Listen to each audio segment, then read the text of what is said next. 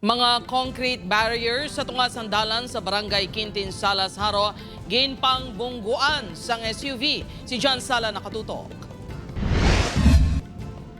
Wasak ang bintana sa ining SUV kag nagupi man ang pertahan sang passenger side sa nagtakilid sa igad sang dalan matapos nga nabungguan ang 4 ka flower pots kag 5 ka concrete barrier sa barangay Quintin Salas Haro kay na sang kagahon. Ginkilalang driver sang SUV kay alias Nick, 45 anyos kag residente sang Kalinog, Iloilo.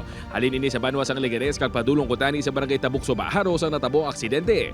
Napiyungan ko nung driver butang nga nakabunggo.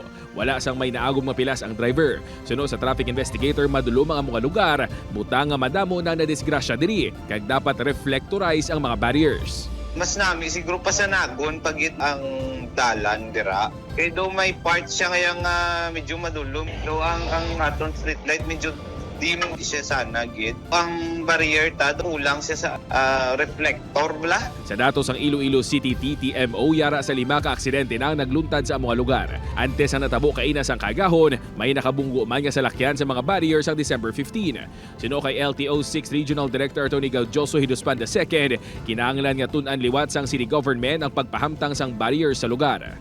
Wala sang proper nga mga reflectors ang mga barriers naton.